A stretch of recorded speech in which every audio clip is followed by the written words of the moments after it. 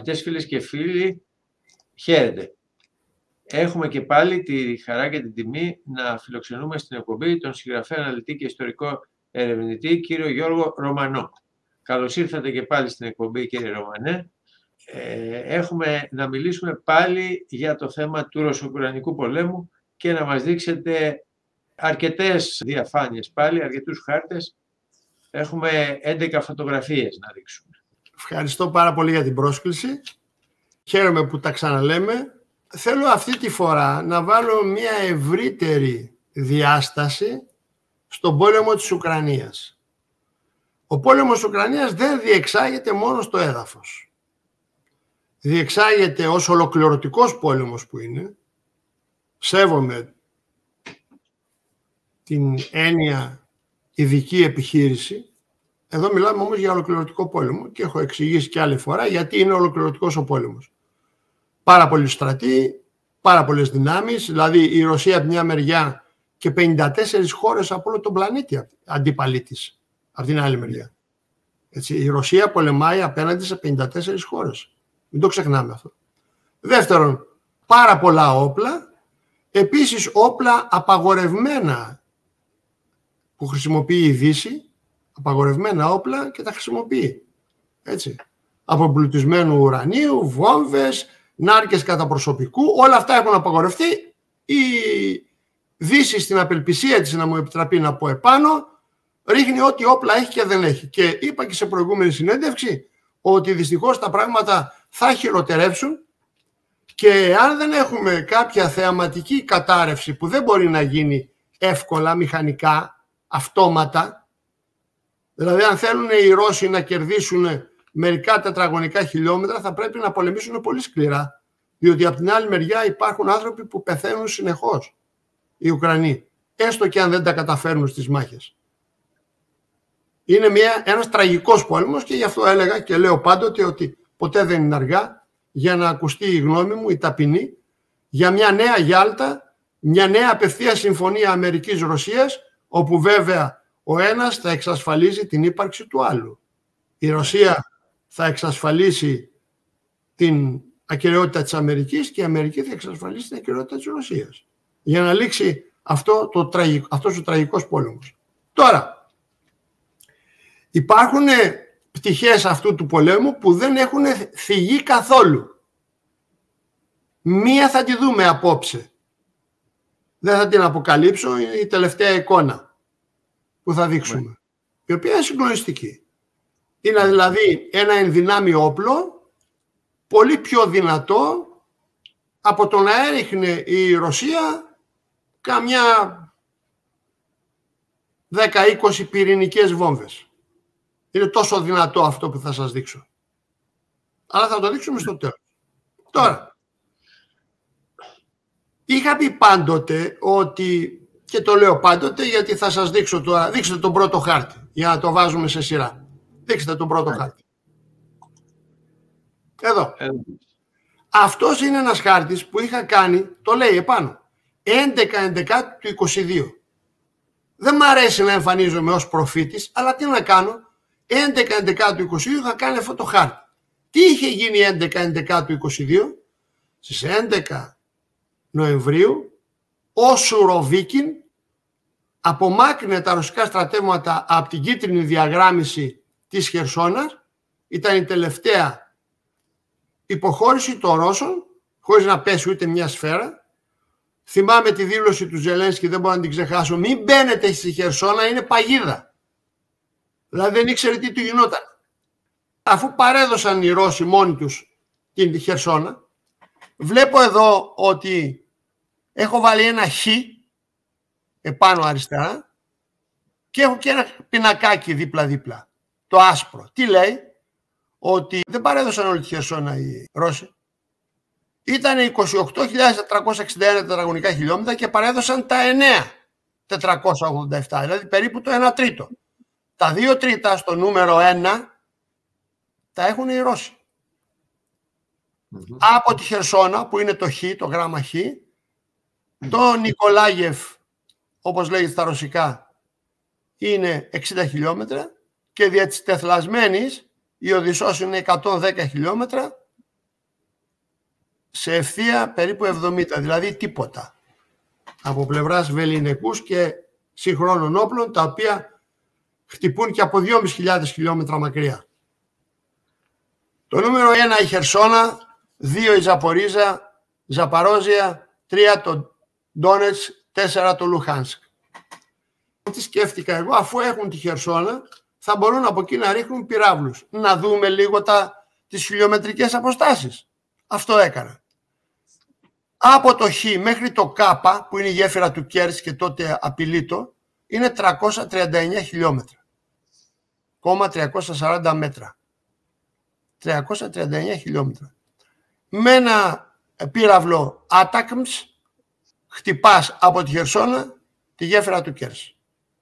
Από τη Χερσόνα στο Σίγμα, στη Σεβαστούπολη, κάτω, είναι μόλις 234 χιλιόμετρα. Από τη Χερσόνα στη Χένιτσεκ. Τι είναι η Χένιτσεκ? Η Χένιτσεκ είναι η προσωρινή πρωτεύουσα του ρωσικού τμήματος της Χερσόνας. 150 χιλιόμετρα. Από τη Χερσόνα η Ζαπαρόζια, η Ζαπορίζα, 231 χιλιόμετρα. Πάμε και στο δεύτερο χάρτη. Αυτή είναι δική μου χάρτης που έχω φτιάξει εγώ για να αποδεικνύονται αυτά που λέω. Εδώ λοιπόν έκανα ένα χάρτη, πάντα με βάση τη Google. Λοιπόν, όπου τι δείχνω, οι ρωσικές περιοχές που ελέγχονται ή θέλουν να ελεγχθούν είναι περίπου εκεί που είναι η μπλε γραμμή, τα σύνορα. Νομίζω ότι είναι αρκετά πιστό αυτό που έχω κάνει. Και παίρνω τώρα εγώ και τραβάω γραμμές από εκεί που είναι οι Ουκρανοί με βάση τη λογική των μόλις 150 χιλιόμετρων βλητικής πορείας. Δηλαδή ένα μεσαίο μέγεθος ή μικρό μέγεθος βολής. Τι αποδεικνύει αυτός ο χάρτης? Ότι όλα τα εδάφη που ελέγχουν οι Ρώσοι είναι μέσα στο βεληνικές, αρχίζοντας από πάνω 56 χιλιόμετρα μέχρι 150 χιλιόμετρα στην Κριμαία, είναι μέσα στο βεληνικές των Ουκρανών. Το ότι μπορούν με συστήματα αντιπυραυλικά οι Ρώσοι να έχουν ελαχιστοποιήσει τις ζημιές, ενώ είναι εκτεθειμένοι σε όλο το μήκος των 1.500 με 2.000 χιλιόμετρων μετώπου, νομίζω ότι είναι ένα θαύμα της αντιαεροπορικής τακτικής, το οποίο θα διδάσκεται. Διότι οι Ρώσοι από όλο αυτό το μέτωπο των 2.000 χιλιόμετρων περίπου δέχονται πυράβλους είτε από πολύ χαμηλά και τους οξυδετερώνουν βέβαια, έτσι, είτε πάνω στις δύο ρωσικές πόλεις, το Κούρσκ και άλλη μία, και σε όλο αυτό το μεγάλο μέτωπο δεν μπορούν να τους χτυπήσουν οι Ουκρανοί. Πάμε στον επόμενο χάρτη. Αυτή είναι μια εικόνα πριν από 3 μέρες. Συνέβησαν πράγματα και θάματα, θα τα πούμε. Για να γίνει ένα χτύπημα, σημειώνω τη Σεβαστούπολη, αυτή η κορδέλα, η κόκκινη και τα αεροπλανάκια είναι τα αμερικάνικα Black Hawk, τα κατασκοπευτικά. Χωρίς να μεσολαβεί δορυφόρος και αμερικάνικο αεροπλάνο, δεν μπορεί να γίνει μακρινό χτύπημα. Άρα είναι δύσκολα τα πράγματα για τους Ουκρανούς. Ένα Black Hawk από μια παρόμοια περίπου πορεία το κατέβασαν οι Ρώσοι και το προσγείωσαν. Εδώ να πούμε ότι αυτό που εννοείται, για να το καταλάβουν σίγουρα οι θεατές μας, είναι ότι χρειάζονται πληροφορίες, τις οποίες δίνουν αυτά τα αεροπλάνα, προκειμένου να στοχεύσουν τις θέσεις των Ρώσων. Και τα δίνουν στους Ουκρανούς βέβαια. Βεβαίως. Θέλω να περάσουμε και στο τι κάνει, ας πούμε, αυτή η ιστορία με το Black Hawk, το αμερικάνικο. Μόνο έτσι μπορούν να βρούνε στόχο και να χτυπήσουν την Κριμαία με τους Ατάκμς. Είναι σοβαρή η κατάσταση, δεν είναι εύκολο, διότι μέχρι τώρα οι Ρώσοι έχουν αντιμετωπίσει τους HIMARS, τους M142, έχουν αντιμετωπίσει τους MLRS, τους M270, με αποτέλεσμα προχθές στις 15 Μαΐου να αντιμετώπισαν πάνω από την Κριμαία 5 τακτικούς πυράβλους ATACMS, οι οποίοι δεν εξεράγησαν. Άρα όλη αυτή η δουλειά που έκανε το drone πήγε χαμένο. Όμως, εκείνο το οποίο έχει κάποια αξία είναι ότι προχθές τη νύχτα οι Ουκρανοί ρίξανε περισσότερα από 100 μη επανδρωμένα οχήματα και τα οποία αναχαιτίστηκαν όλα. Και μάλιστα όλα τα τα WAV, όλα τα μη επανδρωμένα εναέρια οχήματα που στείλαν οι Ουκρανοί αναχαιτίστηκαν. Έχουμε δημοσιευμένη και την κατάσταση. 51 drones καταρρίφθηκαν πάνω από το έδαφος της Κριμαίας. 44 πάνω από την επικράτεια Κράσναντορ, πάμε λίγο προς τη Ρωσία, 6 πάνω από το Μπέλγκοροντ και 1 πάνω από την περιοχή Κούρσκ.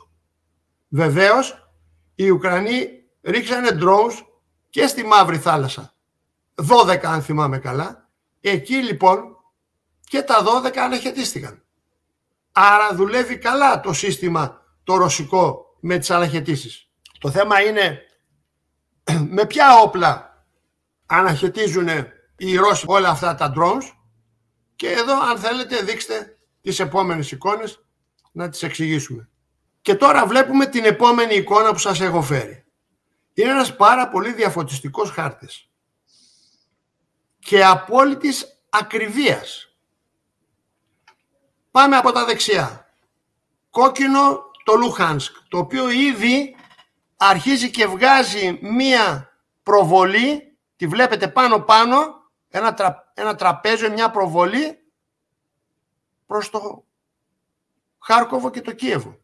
Είναι αυτά που είπαμε σε προηγούμενη συνέντευξη. Εννοείται αυτό που είναι δίπλα στο πράσινο. Ναι, ακριβώς, πάνω. Λοιπόν, με κόκκινα και κίτρινα είναι το Λουχάνσκ από πάνω, από κάτω είναι το Μπάχμουτ, η πόλη, η επαρχία Ντόνιετσκ και η πόλη Ντόνιετσκ, η Ζαπαρόζια και η Χερσόνα. Εδώ, εάν θέλουμε να πούμε τι πρέπει να ελέγξει ακόμα η Ρωσία, είναι από τα κόκκινα στο πρώτο επόμενο σύνορο δυτικά. Έχει δηλαδή ακόμα αρκετά εδάφη να ελέγξει. Τώρα, βλέπετε που είναι το Παύλογκραντ. Συμπίπτει με αυτή την παραβολική τροχιά που έχουμε κάνει με το κόκκινο, αυτό να είναι το πλάτος που θέλουν να εξασφαλίσουν οι Ρώσοι για να μην τους χτυπούν οι Ουκρανοί. Καταλαβαίνετε ότι αυτό είναι, τι να πω, η μισή Ουκρανία, τα 2/5 της Ουκρανίας. Εάν αυτό το φανταστούμε ως νεκρή ζώνη. Και μέσα σε αυτή την νεκρή ζώνη, όπως έχω ξαναπεί, θα πρέπει να είναι η Πολτάβα που είναι από πάνω.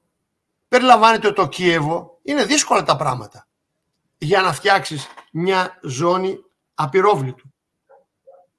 Και βλέπετε πού είναι και η πόλη Δνίπερ και το ποτάμι. Γι' αυτό κάποιοι τολμηροί εκτιμητές λένε ότι το ασφαλές σύνορο για τη Ρωσία θα είναι το ποτάμι. Δύσκολα πράγματα με πολύ αίμα.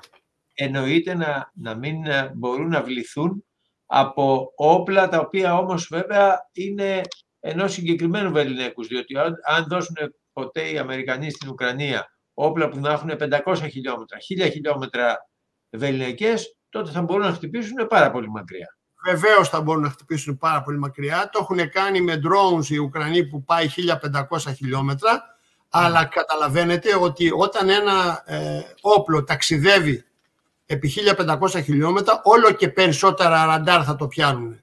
Έτσι. Οπότε ήδη αυτή τη στιγμή η στατιστική των Patriot είναι 30%. Τα Patriot των Αμερικανών έχουν 70% αποτυχημένες βολές. Τις ρίχνουν οι Ρώσοι. Τόσο πολύ. Τόσο πολύ, ναι, τόσο πολύ. Αυτό είναι επίσημο και είναι αμερικάνικο. Δεν είναι δικό μου.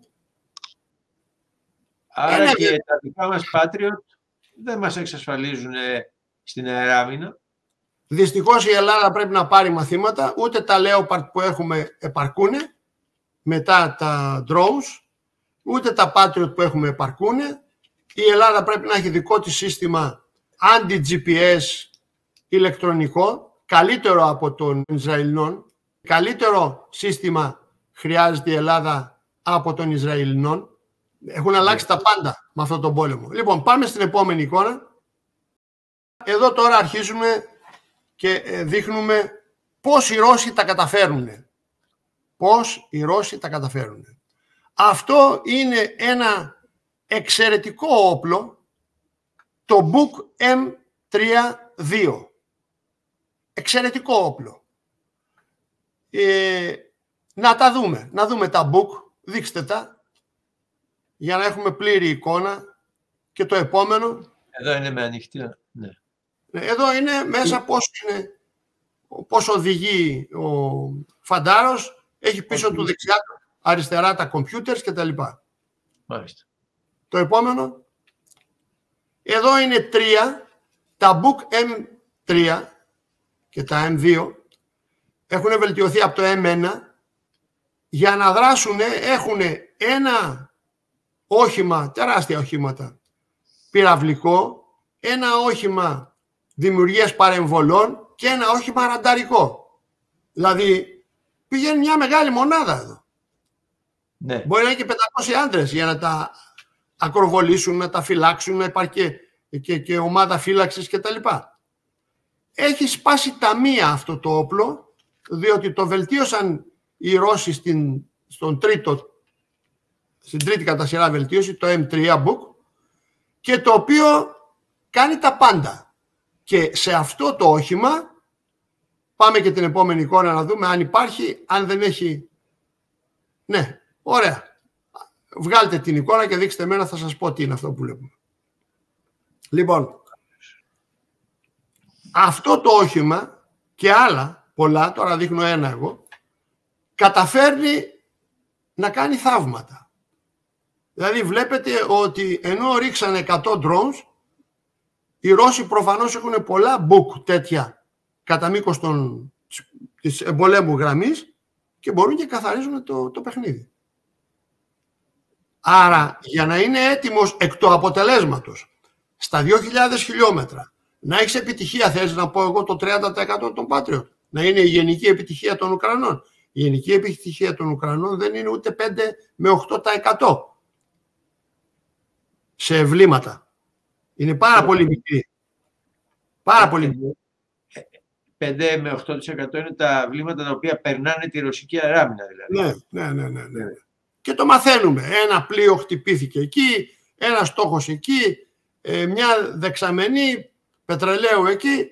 Χτυπήσανε προχθές συνέχεια δηληστήρια πετρελαίου, δεν τα κατάφεραν. Πέσανε, είδαμε τις φωτογραφίες, είδαμε τα βίντεο που μας δώσανε οι δορυφόροι και οι δορυφόροι δεν είναι ρωσικοί, είναι και δυτικοί. Λοιπόν, πέσανε στα περίχωρα του δηληστηρίου. Δεν περνάνε. Όταν μέσα σε μια μέρα καταρρίψανε 100 drone, 12 θαλάσσια και δεν ξέρω εγώ τι πυράβλους, άτακμους, άλλους πόσους είπαμε, 7, νομίζω 5, το είπαμε προηγουμένως. Λοιπόν, είναι μεγάλο νούμερο για να πεις ότι δεν τρέχει τίποτα. Μάλλον δεν περνάει τίποτα. Ναι. Εκεί πάμε. Έτσι. Λοιπόν, τώρα θα ήθελα να δω την επόμενη εικόνα μου, η οποία είναι, για δείξτε μας εσείς, εδώ. Εδώ λοιπόν, κρατήστε το λίγο όσο σας μιλάω, για να δω τι γίνεται. Αυτός είναι ένας πύραυλος Ισκαντέρ. Στις 16 του μηνός, δηλαδή χθες, η Ρωσία χτύπησε, σας έχω δύο εικόνες, εδώ είναι μόλις σκάει και βγαίνει φλόγα. Η Ρωσία χτύπησε το διοικητήριο της Ουκρανικής 32ης ταξιαρχίας αντιαεροπορικών πυράβλων, δηλαδή ήταν και το διοικητήριο της αντιαεροπορικής άμυνας. Πολύ σημαντικό. Πολύ σημαντικό. Ακούστε τώρα. Ακούστε γιατί το έχω αποδελτιώσει το θέμα. Το διοικητήριο αυτό που φέρονται τα σιλό, το ένα, το άλλο, δεξιά, αριστερά, θα δούμε και άλλη μια εικόνα. Το διοικητήριο αυτό βρίσκεται κοντά στο χωριό Σταράγια Βοντόλαγια και είναι 54 χιλιόμετρα, το μέτρησα, δυτικά του Χάρκοβο. Δηλαδή στα μετώπιστε των Ουκρανών. Προσέξτε, 54 χιλιόμετρα δυτικά του Χάρκοβο με ένα Ισκαντέρ, το οποίο δεν έχει αντίπαλο αυτή τη στιγμή, ούτε Patriot ούτε τίποτα. Νομίζω υπάρχουν Ισκαντέρ που τα πιο συμβατικά είναι με 12 φορές τη ταχύτητα του ήχου. Σκοτώθηκαν μετρημένοι 35 από το στρατιωτικό προσωπικό των μαχητών. Μέσα στους 35 είναι όλο το επιτελείο της διοίκησης. Και 24 στρατιώτες φρουροί κοντά στο παρακείμενο δάσος. Το θέμα δεν είναι μόνο ότι σκοτώθηκε όλο το επιτελείο, είναι ότι καταστράφηκαν τα αυτοματοποιημένα ουκρανικά συστήματα ελέγχου μάχης, τα Ριάντνη και τα Παρέους, καθώς, και εδώ είναι η μεγάλη ζημιά που πάθανε, το παγκοσμίου συστήματος δορυφορικών επικοινωνιών σύστημα Starlink. Η απώλεια αυτών των συστημάτων, Αριάντνη, Παρέους, αυτοματοποιημένα, έτσι, αντιαεροπορικά, και το δορυφορικό Starlink, η απώλεια αυτών των συστημάτων θα αποδυναμώσει σημαντικά την ικανότητα του Ουκρανικού στρατού και κυρίως θα μειώσει την δυνατότητά του να συντονίζει και να ελέγχει τις επιχειρήσεις μάχης. Με αποτέλεσμα νέα υποχώρηση. Δείξτε τώρα και την άλλη εικόνα για να δείτε τι έγινε εκεί και τι έμεινε. Αυτή εδώ. Βλέπετε τώρα εδώ έχει γίνει χαλασμός κόσμου. Πρώτον, για να υπάρχουν τόσες περιφερειακοί καπνοί και εκρήξεις σημαίνει ότι χτύπησαν όπλα, πυράβλους δηλαδή. Και το αντιαεροπορικό επιτελείο, το κέντρο, με τόσα αυτοματοποιημένα συστήματα άμυνας, είχε πυράβλους. Βλέπετε δεξιά τα σιλό, τα στέγαστρα, μέσα στα οποία φυλάσσονταν οι πύραυλοι. Αυτές είναι οι καταστάσεις τις οποίες, βγάλτε την εικόνα αν θέλετε τώρα, αυτές είναι οι καταστάσεις τις οποίες δεν μπορούν να ανταπεξέλθουν ούτε οι Αμερικανοί, ούτε οι Ουκρανοί φυσικά. Και κυρίως αυτό το σύστημα, το Starlink, που παρέχεται στην Ουκρανία από δυτικές χώρες, είναι ιδιαίτερα σημαντικό και παρέχει σταθερές δορυφορικές επικοινωνίες και χρησιμοποιείται για το συντονισμό των στρατιωτικών επιχειρήσεων. Μέχρι τον Οκτώβριο του πρώτου χρόνου του 2022 είχαν εμπλέξει και τον Elon Musk, ο οποίος είχε αρκετά συστήματα Starlink, ο οποίος όμως αποχώρησε. Έτσι.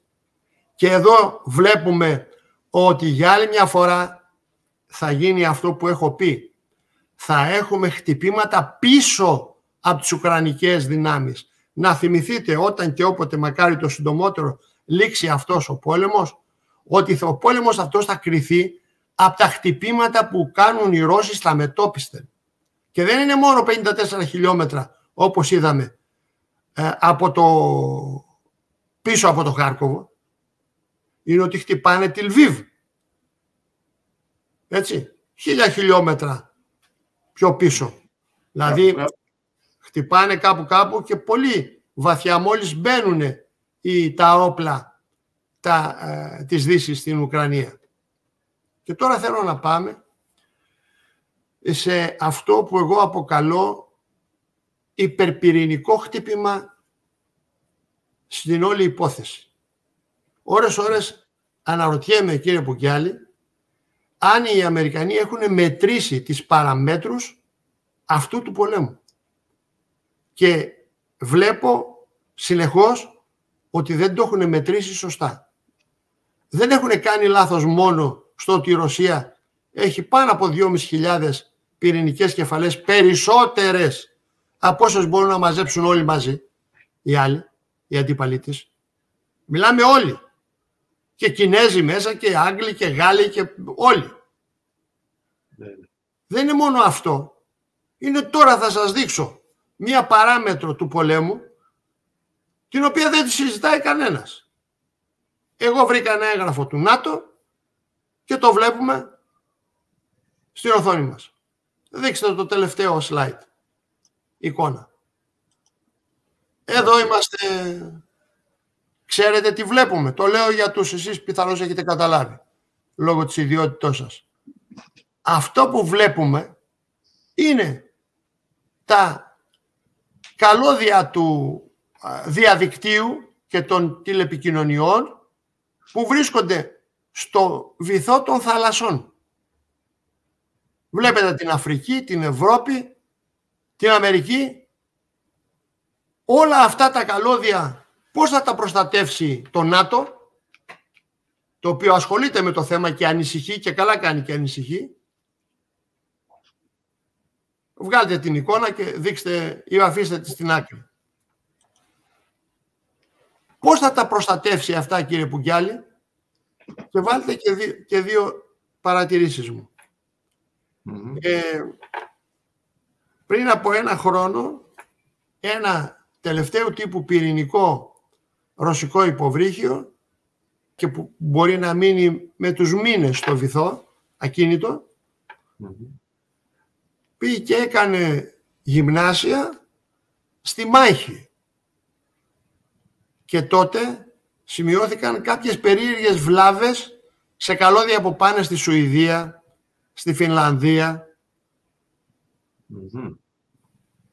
Και οι Ρώσοι το κάναν φανερά αυτό, ότι το υποβρύχιο ήταν εκεί. Φυσικά δεν δεχτήκανε ποτέ ότι πειράξανε κάποιο καλώδιο. Τα λέω χοντρά, για να τα καταλαβαίνει ο κόσμος. Καλώδια.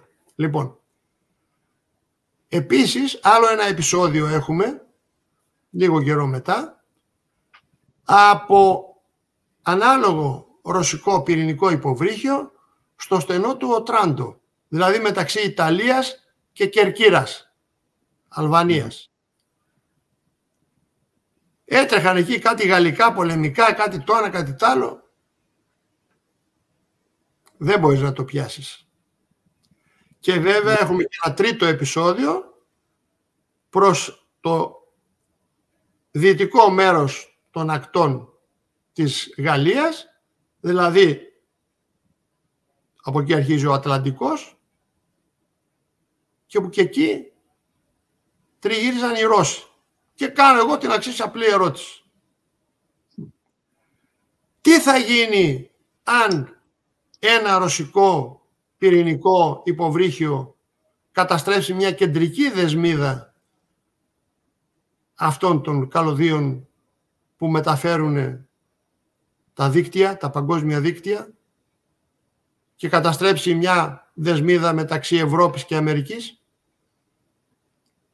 Πόσες πόλεις θα βρεθούν στο σκοτάδι, πόσα συστήματα, πόσα εργοστάσια, πόσες πληροφορίες. Γι' αυτό είπα ότι είναι πιο δυνατό αυτό το όπλο, το να καταστρέψεις δηλαδή τα καλώδια, τα ποντισμένα στα βάθη της θάλασσας, είναι πιο ισχυρό και από 5-10 πυρηνικές βόμβες, οι οποίες μπορούν, οι στρατηγικές, να είναι σε μια περιορισμένη σχετικά περιοχή.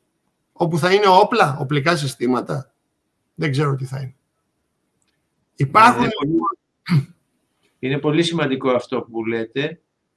Θα δημιουργηθεί τεράστιο πρόβλημα και αυτό υποθέτω ότι θεωρείται ότι είναι πιθανό να το κάνει η Ρωσία σαν ανταπόδοση για την καταστροφή των αγωγών μεταφοράς φυσικού αερίου στη Γερμανία, έτσι. Όχι, δεν το λέω γι' αυτό.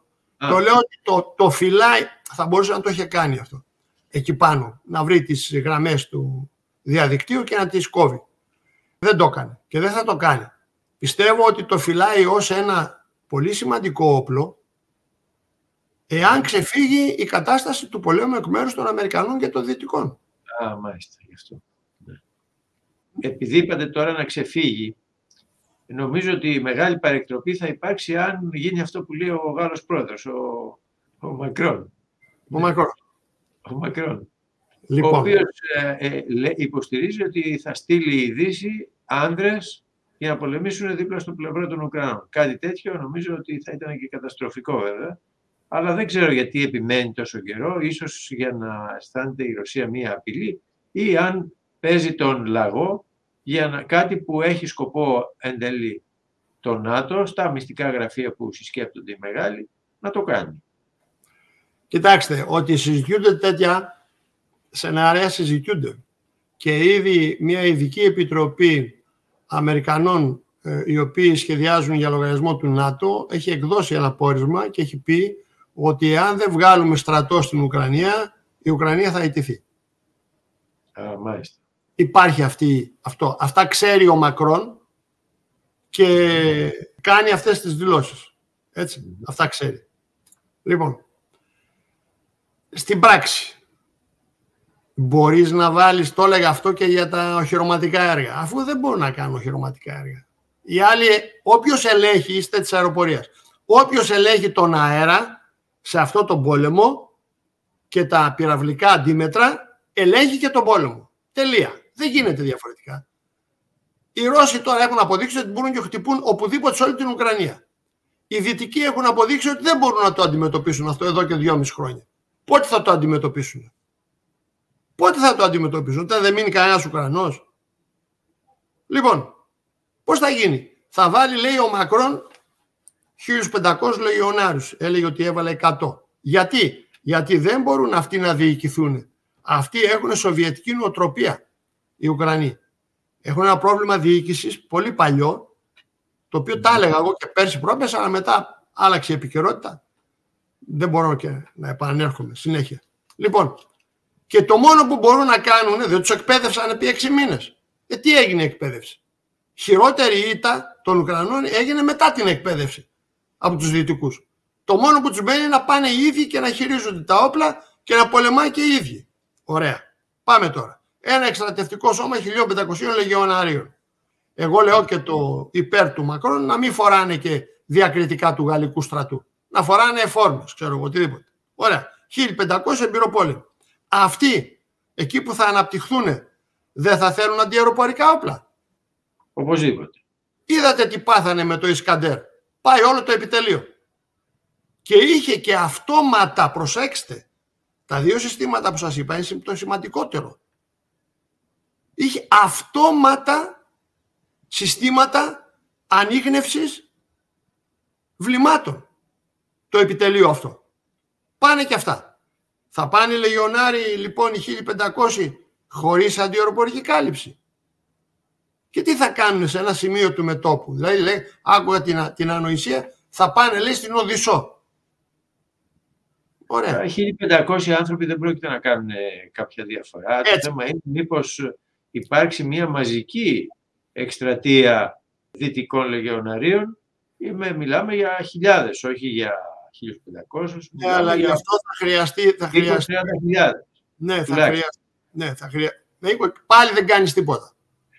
Τουλάχιστον, γι' αυτό είπα τουλάχιστον. Μόνο στην τελευταία επίθεση οι Ρώσοι απέναντι από το Χάρκοβο χρησιμοποίησαν, λέει, 50.000. Μάλιστα. Για μια επίθεση.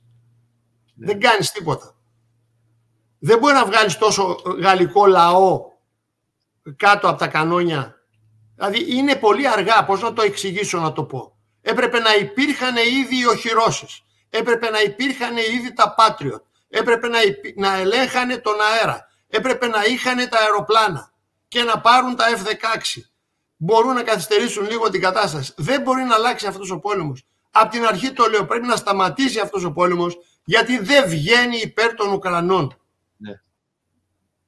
Για όνομα του Θεού, δηλαδή δεν μπορούν να κάνουν κάτι δραστικό. Μέχρι στιγμής, λέει ο ορθολογισμός των στοιχείων. Όταν αλλάξουν τα στοιχεία θα πω και άλλα κι εγώ. Έτσι, θα τα πω. Ναι.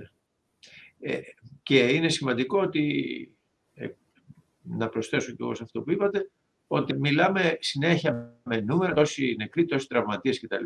Αλλά πίσω από αυτούς, από αυτά τα νούμερα, από αυτούς τους αριθμούς, υπάρχουν οικογένειες, υπάρχουν άνθρωποι, υπάρχουν παιδιά. Παιδιά, δηλαδή παιδιά των Ουκρανών αυτών οι οποίοι σκοτώνονται. Υπάρχουν γονείς που τους περιμένουν να γυρίσουν πίσω. Υπάρχουν οικογενειακά δράματα. Υπάρχουν ψυχές ανθρώπων. Και είναι κρίμα να διαιωνίζεται αυτό το πράγμα.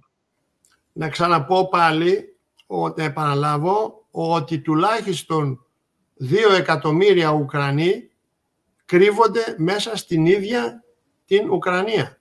Αυτό λένε τα διάφορα site και πρακτορία, τα μεγάλα μιλάμε τώρα, έτσι όπως είναι το Al Jazeera, όπως είναι το Ινδικό, όπως είναι τα Αμερικάνικα, όχι τίποτα φιλορωσικά, μικρά. Αυτά, αν δεν θέλει δηλαδή ο λαός ο ίδιος να πολεμήσει και βλέπει ότι μέχρι τώρα έχουν χαθεί ή έχουν σακατευτεί ή έχουν μείνει ανάπηροι ή είναι αγνοούμενοι περίπου 1 εκατομμύριο άνθρωποι, για τέτοιες απώλειες μιλάμε, συνολικές. Τραγικό. Πώς θα συνεχιστεί αυτό το πράγμα? Λοιπόν, εγώ κατέθεσα την άμεση ειρηνευτική μου μικρή σε δυναμικότητα πρόταση, αλλά είναι η πιο ορθολογική. Η ειρήνη τώρα με μια νέα Γιάλτα τώρα. Εγγυήσεις μεταξύ των αντιπάλων για την ύπαρξή τους. Και με τη διπλωματία να βρεθεί η πρόσφορη λύση. Μάλιστα. Δύσκολο αυτό που λέτε προς το παρόν, από ό,τι φαίνεται, διότι η αιμονή στο σκληρό τρόπο επίλυσης των διαφορών, δηλαδή μέσω του πολέμου, φαίνεται ότι υπάρχει πρώτα-πρώτα στους δυτικούς, των οποίων οι σύμμαχοι Ουκρανοί ηττώνται, και δεύτερον στους Ρώσους, για τους οποίους ουσιαστικά όμως είναι και ένα θέμα ύπαρξης ως κράτους, το να μην χάσουν αυτόν τον πόλεμο, απέναντί να τον κερδίσουν. Και με αυτό, κύριε Ρωμανέ, που είπατε και συμπλήρωσα κι εγώ, νομίζω ότι πρέπει να κλείσουμε την εκπομπή εδώ. Σας ευχαριστώ πολύ για την παρουσία σας. Ευχαριστώ τους αγαπητούς φίλους και τις αγαπητές φίλες που μας παρακολούθησαν. Χαίρετε. Χαίρετε και ευχαριστώ κι εγώ για άλλη μια φορά. Παρακαλούμε, αν σας άρεσε το βίντεο, να κάνετε like και αν δεν έχετε κάνει εγγραφή, να κάνετε εγγραφή πατώντας το κόκκινο κουμπί. Για πιο έγκαιρη ενημέρωσή σας, πατήστε και το καμπανάκι. Ευχαριστούμε.